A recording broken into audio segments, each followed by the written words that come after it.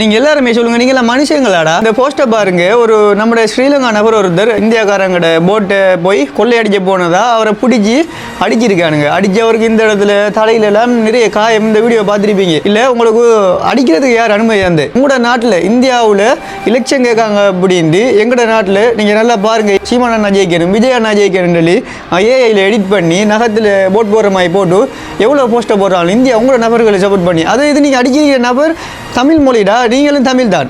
உங்களோட மதத்தை பின்பற்றவர், உங்களோட மொழி பேசுகிறவர். அப்படித்தான் உங்களோட போட்டில் வந்து மீனை களவெடுத்து இருந்தாலும் நீங்கள் அவரை பிடிச்சி அதிகாரிகள் ஒப்படைச்சி நீங்கள் அதுக்கான தண்டனை அதிகாரிகளால் கொடுக்கப்பட்டிருக்கீங்க.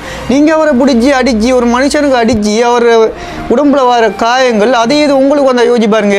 இப்போ ஒரு நீங்கள் தெருவில் வீதியில் பைக்கில் போய் விழுந்த அந்த இடத்துல அந்த காயம் பாற இடத்துல உங்களுக்கு வலிக்கும் போது எப்படி இருக்கும்? அப்போ சும்மா ஒரு மனிதனை பிடிச்சி அடிக்கிறதுக்கு உங்களுக்கு யார் அதிகாரம் தந்து? இப்போ அவரை ஃபேஸ்புக்கில் போட்டு அவர் ஃபேஸ்புக் சோஷியல் மீடியாவில் போட்டு அவர் மானம் போய் அவர் ஃபேமிலி எல்லாமே அதை பார்த்து இந்த இது உங்களை சும்மா விடுமா? அந்த பாவம் நீ நல்லா யோசிச்சு பாருங்க. உங்களுக்கு இந்தியா நபர்கள் இந்தியாவில் தமிழ்நாட்டில் சீமான் அண்ணா ஜெயிக்கணும், விஜய் அண்ணா ஜெயிக்கணும் அப்படின்னு எவ்வளோ போஸ்ட் போடுறாங்க ஸ்ரீலங்காவில் இருந்து. அப்போ உங்களோட மதத்தில் இருக்கிற உங்களோட மொழியில் இருக்கிற ஒரு நபரை பிடிச்சி நீங்கள் இப்படி அடிச்சிருக்கீங்க அப்படின்னா கொஞ்சம் கூட மனச்சாட்சி மனித நேயம் அப்படின்னு ஒன்று உங்களுக்கு இல்லையா? இன்னும் நிறைய இந்தியா நண்பர்கள் இருக்காங்க. எல்லாரும் அப்படி இல்லை, சில நபர்கள் சில மூதவிகள் இப்படி செய்கிறாங்க.